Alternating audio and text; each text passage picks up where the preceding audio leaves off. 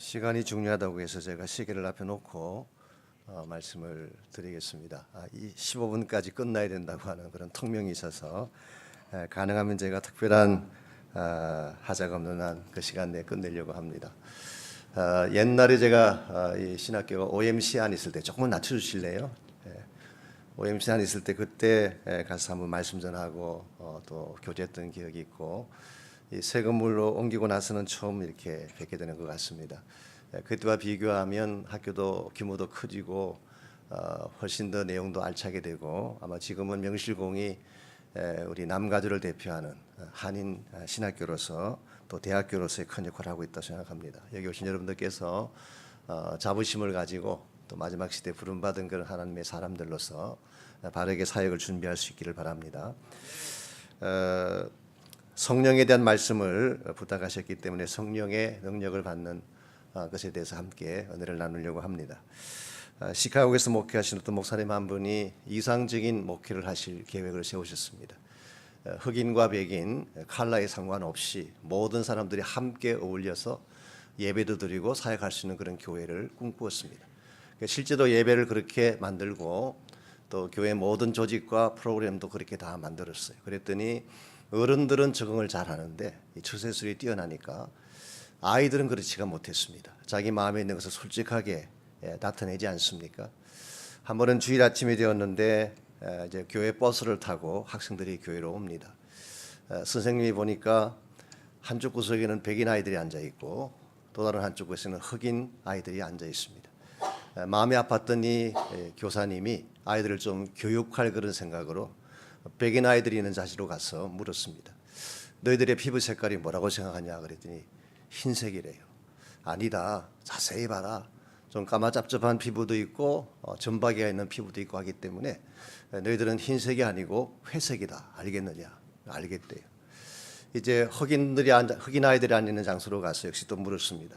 너희들의 피부 색깔이 뭐라고 생각하느냐? 그랬더니 역시 검은색이래요. 아니다. 그래도 가만히 보면은 밝은 색깔도 있고 좀 맑은 그런 색깔도 있다. 그러므로 너희들의 피부 색깔도 회색이다. 알겠느냐? 알겠대요. 한 번 더 확인하기 위해서 전체를 다 모아놓고 한 번 더 물었습니다. 너희들의 피부 색깔이 뭐냐? 그랬더니 회색이요. 크게 대답을 했어요. 근데 그 다음 주일 아침 그 버스 안을 들여다보던 이 선생님이 기가 막힌 장면을 목격하게 됩니다. 반장되는 아이가 나와서 아이들을 정리를 하는데 이렇게 말합니다. 밝은 회색은 이쪽으로, 어두운 회색은 이쪽으로. 이 교육이라고 하는 것이 필요하죠.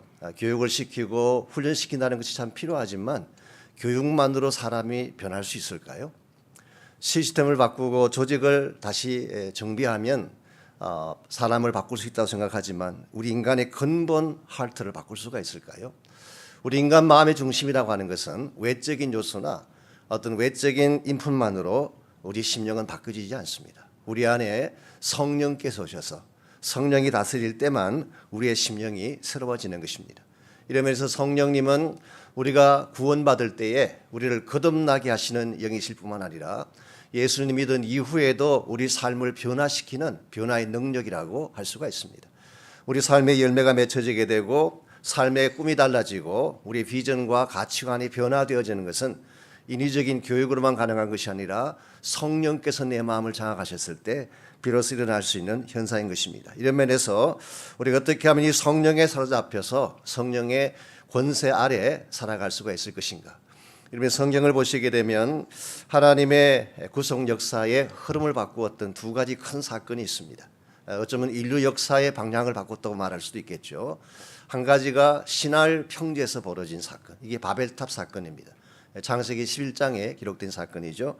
또 한 가지 사건은 우리가 방금 읽었던 본문에 나오는 시온산 예루살렘에서 일어났던 성령께서 강림하신 오순절 사건이었습니다.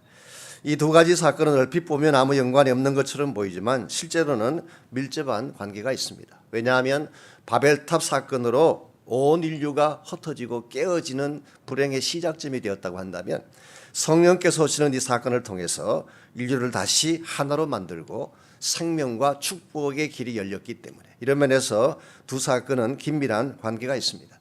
먼저 제가 간단하게 창세기 11장에 나오는 이 바벨탑 사건을 좀 정리해 드리자면 노아 홍수가 끝난 직후에 많은 인간들이 번성하기 시작하면서 그들이 움직이기 시작합니다. 그런데 그들의 방향이 동쪽을 향해 가다가 큰 평지를 발견하고 거기에 머물게 됐어요. 그 평지 이름이 시날 평지라고 하는 평지였습니다. 사실은 그 땅이 이 유브라데 강과 티그리스 강 두 강 사이에 있는 큰 평원이에요. 그래서 나중에 그 지역 이름을 메소포타미아라고 불렀어요. 메소포타미아의 뜻이 무엇일까요? Between rivers, 강 사이에 있다. 그래서 메소포타미아라고 부르게 되죠. 그게 나중에 바벨론 제국이 등장하게 되고 오늘날 이라크나 이란이 그 지역을 등장하게 되죠. 어쨌든 간에 이 지역에 사람들이 몰려왔을 때에 한 가지 중요한 시도를 합니다. 여러분이 아시는 것처럼 큰 탑을 세워서 하늘까지 올라가기를 원했어요. 이것을 우리는 바벨탑 사건이라고 부르고 있습니다. 이 바벨탑을 세우게 된 이유는 세 가지입니다. 그들의 교만 때문이죠. 하늘까지 높아지기를 원하는. 이게 사실은 사탄이 가지고 있던 멘탈리티인데 똑같은 생각이 그들에게 들어간 것입니다. 하늘까지 높아지고자 하는 말. 두 번째는 허영심이었습니다. 자기들의 이름을 내기 위해서, 자기들의 명성을 드러내기 위해서 탑을 쌓은 것입니다. 그리고 세 번째로 하나님을 없애기 위해서, 하나님 없이 인간의 자력으로, 인간의 노력으로 번성하고 번영하기 위한 시도로 그들은 바벨탑을 세운 것입니다. 그런데 이와 같이 바벨탑을 세운 결과가 어땠나요? 우리 성경에 보면 언어가 언어를 혼잡하게 만들어 버렸어요. 그전까지는 모든 랭귀지가 하나였는데 이 모든 언어가 나누어지게 된 것입니다. 그 결과 그들은 흩어지지 않으려고 했지만 흩어지게 됩니다. 바벨탑을 세웠던 목적 중에 하나가 흩어짐을 면하기 위해서 바벨탑을 세웠는데 아이러니하게도 오히려 그들은 이 바벨탑 때문에 뿔뿔이 흩어지게 됩니다. 그리고 그때부터 전쟁이 일어나고 투쟁이 일어나고 서로 경쟁하며 살아가는 이와 같은 일들이 벌어졌어요. 이것이 소위 말하는 이기주의와 욕망이 남긴, 바벨탑이 남긴 결과라고 할 수가 있습니다. 그래서 그들은 하나님을 신뢰하고 하나님을 예배하는 대신에 인간을 신뢰하고 인본주의적인 이기적인 삶을 추구하게 되고 그 결과 오늘 우리가 알고 있는 것처럼 정말 죄악이 난무하고 불행이 있고 고통과 아픔이 있는 현실이 주어진 것입니다. 이것이 신할 사건이에요. 이와 같이 우리 인간의 불순종과 교만 때문에 깨어지고 나누어졌던 신할 사건을 다시 뒤집어 엎기 위해서 하나님이 준비하신 사건이 바로 오순절 성령께서 오신 사건입니다. 이것은 우리 인간이 하나님을 향해 올라간 사건이 아니라 하나님이 우리 가운데 임재하신 사건. 그것을 누가복음에서는 위로부터 능력이 임한다고 말씀하셨어요. 성령께서 우리에게 임하신 사건. 뿐만 아니라 성령께서 임하시면서 흩어졌던 모든 언어가 다시 회복되어지게 됐어요. 방금 읽었던 본문에 보게 되면 아시아, 소아시아 여러 지역에서 온 그 민족의 그 리스트가 나와 있죠. 약 15개 내지 16개 지역에서 온 사람들입니다. 그들이 다 오순절날 예루살렘에 모였는데 자기 나라 난국 방언으로 듣게 됐어요. 이게 소위 말하는 방언입니다. 방언이라고 하는 특별한 방법을 통해서 하나님께서 깨어지고 나누어졌던 커뮤니케이션을 다시 하나 되게 하신, 그래서 다시 하나로 만드는 일들이 벌어졌고 뿐만 아니라 새로운 공동체가 시작되었고 그것을 우리는 교회라고 부른 것입니다. 그리고 그 교회를 통해서 온 세상 열방을 향해서 복음이 선포되어져 가는 생명의 운동이 시작되어진 이런 면에서 오순절 사건은 인간의 죄악과 교만 때문에 부서지고 파산되었던 우리 인생을 다시 하나님께서 거룩한 목적으로 바꾸어 주셔서 참 가치와 생명의 능력이 있는 방향으로 이끌어 주신 사건이라고 부를 수가 있습니다. 오늘 여러분과 저의 삶 가운데 항상 이 두 가지 선택이 있습니다. 신화를 향해 나갈 것이냐 아니면 하나님의 성령이 임재하시는 시온 산성을 향해 나아갈 것인가. 한 가지 좀 우리가 되는 것은 현대교회가 사실 시온 산으로 올라가야 될 교회인데 아이러니하게도 신화를 향해 나아가고 있는 교회 현실을 많이 보게 됩니다.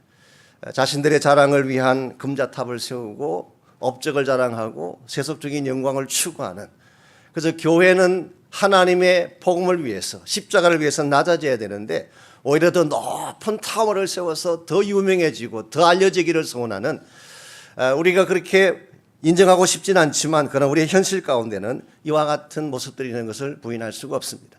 maybe 우리의 마음속에도 동일한 정서가 존재할 가능성이 있습니다.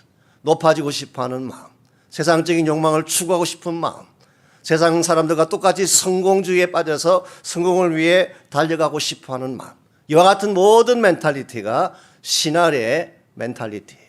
여러분, 이것을 깨뜨리고 하나님의 성령께서 임재하시는 시온으로 나아가지 아니하면 우리는 진정한 의미에서 바른 삶을 살 수도 없고 참된 하나님의 기뻐하시는 열매도 맺을 수가 없습니다. 그러므로 우리가 어떻게 할 때에 이 신할을 향해 가던 우리 인생이 시온을 향해 올라갈 수가 있을까? 성령께서 강력하게 임재하시는 그 성령의 산인 시온 산으로 올라가서 성령의 능력을 맛보며 살아갈 수가 있을까?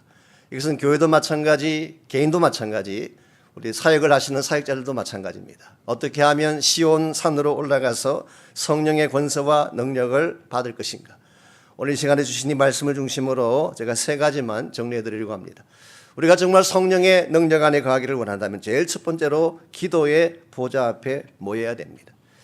신할 광야나 시온 산성이나 사람들이 모였다는 면에서는 공통점이 있어요. 신할 평지에도 수많은 무리들이 모였어요. 그리고 성경의 기록에 의하면은 마가 요한이라는 그 사람이 소유한 다락방에도 많은 사람들이 모였어요. 이 사람들이 모였다는 면에서는 동일한데 모인 목적은 달랐습니다. 신할 평자에 모였던 사람들은 자기들의 욕망을 채우기 위해서 모였어요. 자신들의 이름을 높이기 위해서 모였던 것입니다. 그래서 그 모임은 오히려 결과적으로 비참한 참담한 결과가 주어지고 말았습니다. 사실 교회 안에서도 모이는 거 중요하지만 왜 모이느냐가 더 중요합니다. 가십하고 비판하고 다른 사람 뒤에서 욕하고 분열하기 위해서 모이는 모임이라면 그 모임은 가치가 없어요. 우리가 모이되 무엇을 위해 모이느냐가 열매를 결정하는 것입니다. 무엇을 위해 모이게 되면 성령께서 임하시고 우리 사역과 삶의 열매가 가장 극대화되어질까요? 기도를 위해 모일 때입니다.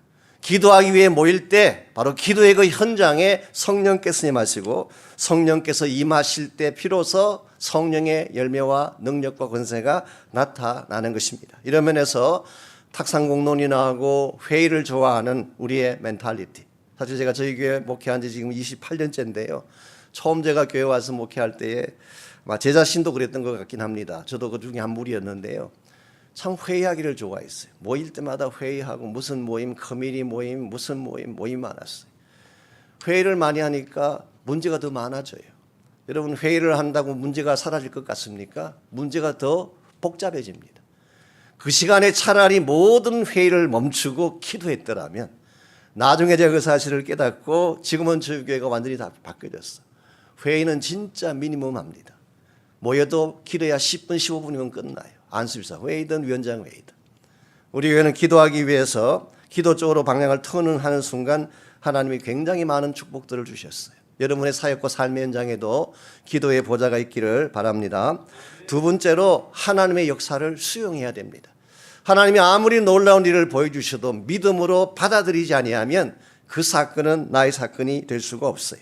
오늘 본문을 보시면은 오순절날 일어났던 위대한 역사가 우리 2절부터 4절까지 사실 나와 있습니다. 제가 잠깐 읽어드리면 호련히 하늘로부터 급하고 강한 바람 같은 소리가 있어 그들이 앉은 온 집에 가득하며 마치 불의 혀처럼 갈라지는 것들이 그들에게 보여 각 사람이 하나씩 임하여 있더니 그들이 다 성령의 충만함을 받고 성령이 말하게 하심을 따라 다른 언어로 말하기를 시작하니라.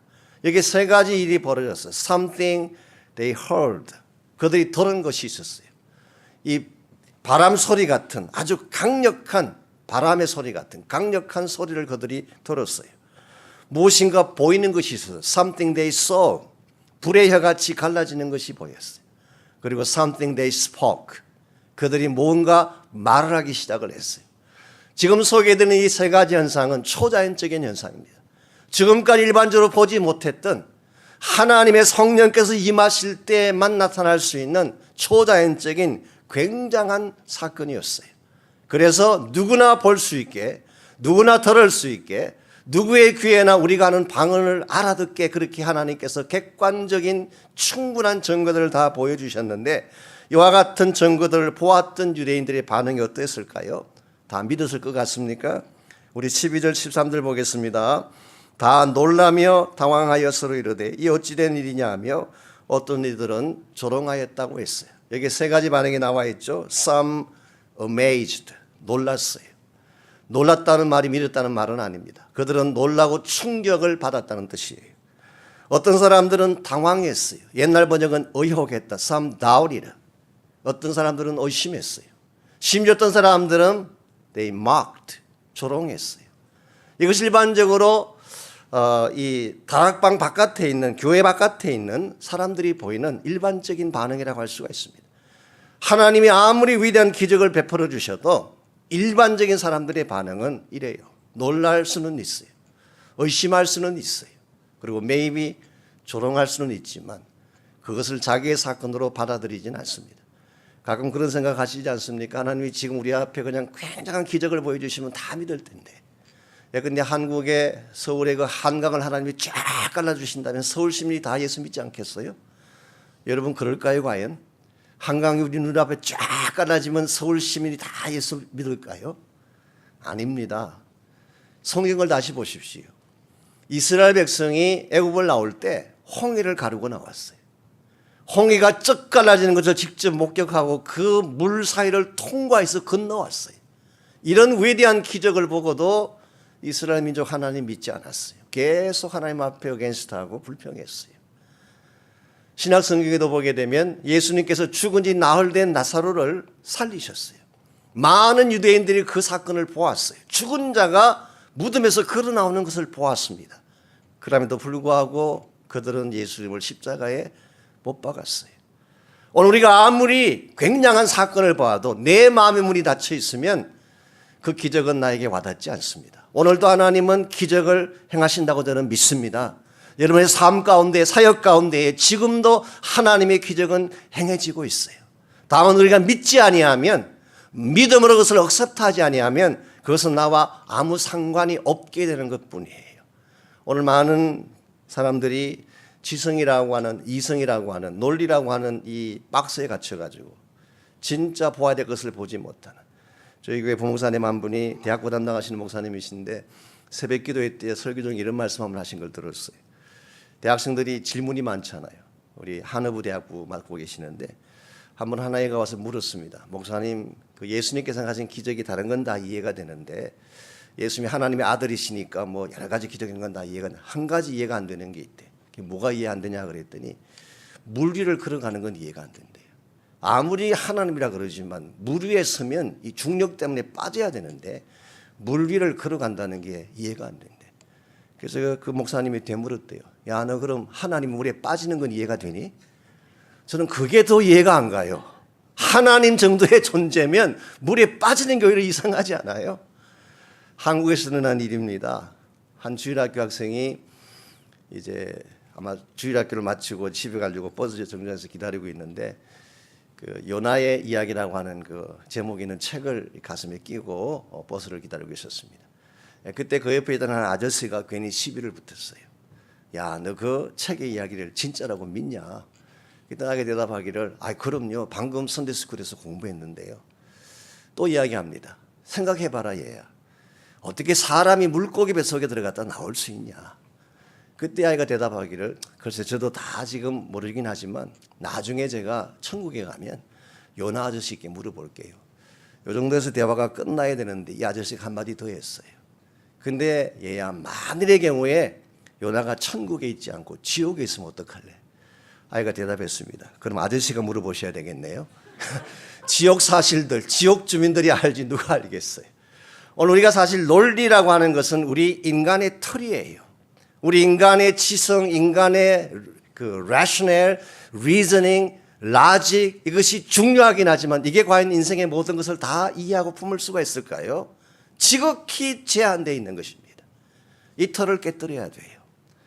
내가 좀 안다고 하는 것, 논리적으로 앞뒤가 맞다고 하는 것, 이것 깨뜨려야 돼요. 깨뜨리고 하나님의 전지전능 앞에 나 자신을 내어놓았을 때 기적이 나의 사건이 되고 하나님의 역사가 나에게 주어지게 되는 것입니다. 이와 같이 우리가 기도하고 믿음으로 하나님의 역사를 받아들일 뿐만 아니라 마지막 세 번째로 참된 비전을 보아야 합니다. 17절 말씀 보시면은 오늘 이 오순절의 사건은 우연히 일어난 사건도 아니고 혹은 학자들이 이야기하듯이 술 취해서 일어난 사건도 아니라 17절 말씀에 하면은 하나님이 오래전에 요엘 선지자를 통해 주신 그 예언이 성취된 사건임을 베드로는 밝히고 있습니다. 그러면서 말하기를 말세에 내 영을 모든 육체에 부어주리니 모든 믿는 자들에게 하나님의 성령 부어주실 것을 약속하셨어요. 근데 이 성령을 부어주시는 목적이 있습니다. 그 목적이 뭘까요? 자녀들은 예언할 것이요 젊은이들은 환상을 볼 것이요 늙은이들은 꿈을 꾸리라. 이걸 쉽게 표현하면 하나님의 꿈, 하나님의 비전을 이루기 위해서 주신다는 뜻이에요. 성령께서 우리에게 임하는 가장 중요한 이유는 나의 뜻을 이루고 나의 욕망을 이루고 나의 앰비션을 성취하라고 주신 것이 아니에요. 내가 어떤 특별한 신비로운 경험을 했다고 해서 거기에 빠져들라고 주신 것이 아니라 하나님 나라의 비전을 이루라고 주신 거예요. 이 사실을 기억하고 우리가 정말 성령의 권세와 능력을 받고 이 능력을 가지고 복음 들고 땅끝을 향해 나아갈 때 그때 여러분과 저의 삶이 참된 열매를 맺을 수가 있고 하나님이 기뻐하는 거룩함의 아름다운 일들을 행하여 나아갈 수가 있습니다. 여러분 우리가 사는 인생은 한 번밖에 살지 못합니다. 두 번 살지 못해요. 그러므로 선택을 잘해야 됩니다. 오늘도 우리 삶 가운데는 항상 신할 평야의 그 앰비셔스한 그 야망적인 세상에 내 이름을 드러내고 나를 높이기를 원하는 그 유혹이 끊임없이 우리를 향해 다가오고 있습니다. 그러나 여러분들 신화를 향해 나아가는 인생은 결국 파멸합니다. 남길 것이 아무것도 없어요. 그러므로 우리는 신할에 머물 것이 아니라 신할에서 시온으로 옮겨가야 합니다. 여러분 가운데 혹시 아직도 신할 평지에 머물고 계신 분이 있다면 아직도 개인의 욕망과 야망에 젖어서 그것 때문에 인생을 달려가야겠다고 생각하는 분이 혹시 계신다면 우리의 뜻을 다 내려놓고 하나님 부르심 앞에 아멘 하시고 그 비전과 영광을 향해 나아가는 여러분 되시기를 바랍니다. 기도하겠습니다. 하나님 우리를 부르시고 마지막 시대를 사는 우리에게 참 꿈과 비전을 알게 하신 것 감사합니다. 이것 위에 달려갈 수 있는 저희들 되게 해주셔서 주의 영광 위에 살고 복음 위에 살고 그 나라의 아름다운 성취를 위해 달려갈 수 있는 우리 모두 되게 하여 주옵소서. 예수님의 이름으로 기도하옵나이다. 아멘.